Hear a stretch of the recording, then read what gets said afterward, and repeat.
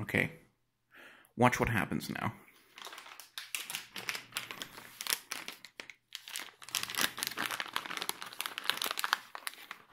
It's the sound of the snack bag.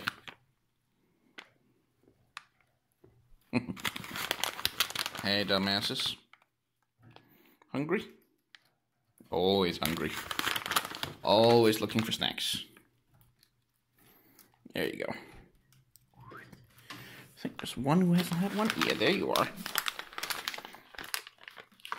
Hey, little jailbird. There you go.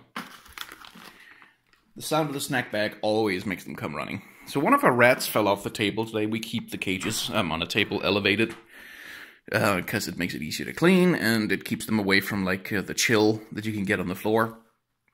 One of them, specifically the one sitting down here, fell off the table today. Managed to fall off and hid herself under my dresser. And I didn't realize this for, in fact, quite a while.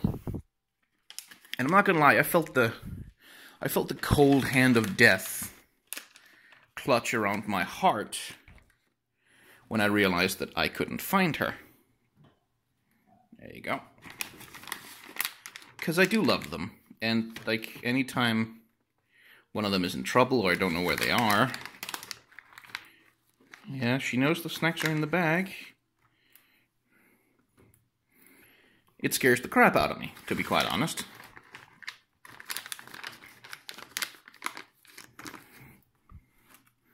Agnes here is a Dumbo rat, which means she has silly ears.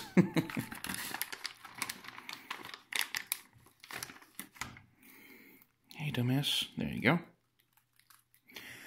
But I didn't just want to talk about the rats today, although they are a delightful topic and I could talk about them all day. I wanted to talk about parasocial relationships.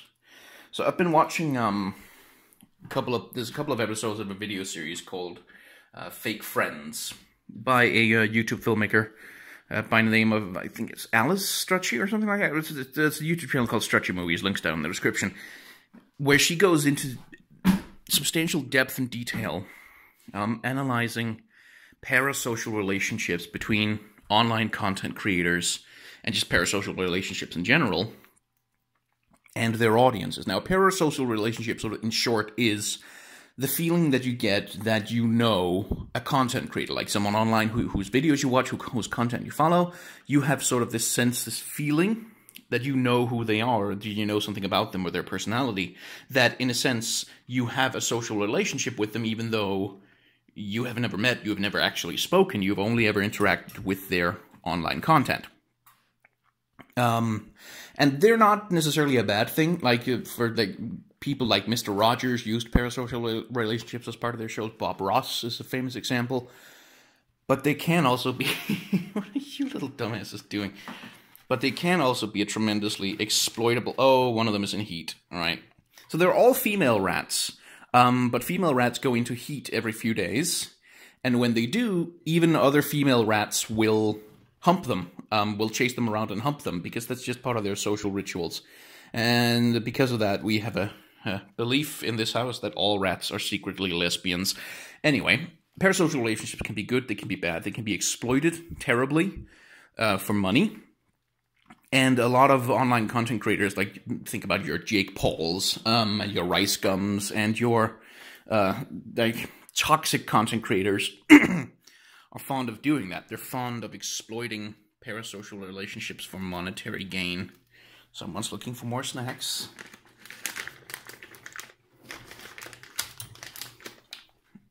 Okay, here's what I'll do.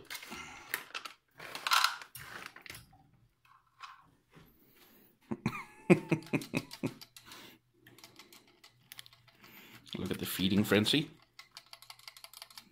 It's right here, you little idiot. There you go.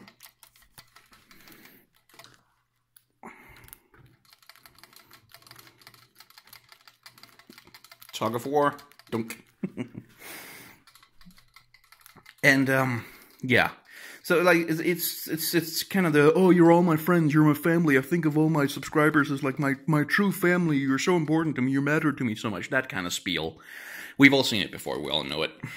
And the reason I bring it up in the context of this vlog is that I've been getting a few messages. Not a lot of them, but occasionally, as the channel grows, I've been getting messages from people who've told me that, you know, my content helped them through a rough patch, like they watched my videos and I sort of my voice and my intonation and just the stuff I talked about, it sort of helped calm them down, it helped them get through a bad time in their life, or like some of my vlogs talking about my mental health helped them get through depression and something like that. And that's all fairly innocuous, but then you get sometimes you get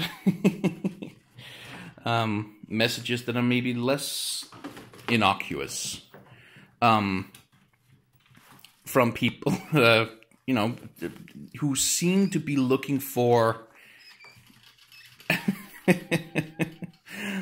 more of a friendship, like more of a relationship. And sometimes you get messages from people, like I've had a few messages from people talking about how they've developed a crush on me, which that is kind of a textbook example of a parasocial relationship, because these people have never met me. They've never been around me. They've never had to deal with my bullshit in real life. Where, like all other people on the planet, I am, you know, full of bullshit. That's just what being a person is like. So those messages have been a little disconcerting to me, because when I get a message like that, I can't help but wonder, did this person pledge to my Patreon? And if they did, what were they expecting in return? Did they do it because they thought it would please me because I'm their friend? Because I'm you know, something more than a content creator? Because we have some sort of relationship? Did they think I wanted them to do that as their friend? Did they think this was a friend asking for help? Because at the end of my videos, I do say that, like, the reason I'm asking for support on Patreon, why are you hoarding the food in, like, the plastic thing that she's putting it in right now, it's literally their toilet. Like, it's literally, that's the thing that's there so that they have a place to poop, and she keeps putting the food in it. And they keep eating it, which, okay, yeah, I guess rats are gonna rat.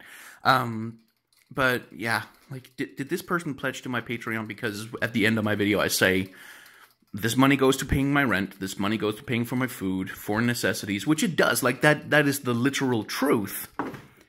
But did someone take that as a, I need your help, otherwise I can't eat, I need your help, my friend, because I need food, I'm starving, it's so cold, please help me, I'm your friend, please help me. Like, to what extent have I emotionally manipulated my audience? Because I have, like, that's, intentionally I do manipulate the audience, because that's what making a video is. I'm trying to manipulate you into understanding my arguments, I'm trying to manipulate you into keeping watching the video, which is why sometimes I make jokes, or, you know, I go off on hilarious tangents, and why I do the dislike button story at the end of a lot of the videos is that's manipulation, that's emotional manipulation. So, have I crossed the line?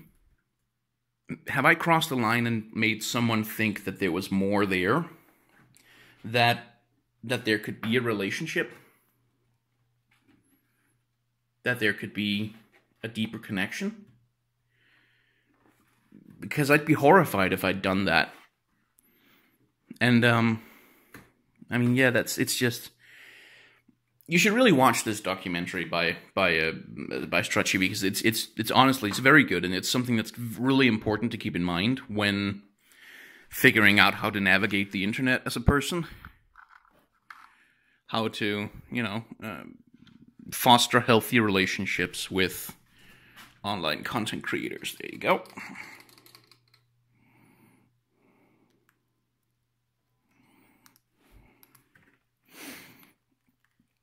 I recommend you watch it. But anyway, this has just been on my mind, and I needed to get it out, because I really don't want to turn into a Jake Paul. And I know I never will, obviously, because, yeah, it would take years of hard work and dedication to become that big of an asshole. It's not something that's going to happen overnight. It's a long and complicated process of eliminating empathy and human kindness from your soul. But yeah, it's just it's been bothering me. Where the heck is the last one? Did someone else escape? You had better not. Oh, there you are. There you are, dumbass. Anyway, just thanks for listening. I just needed to get this out.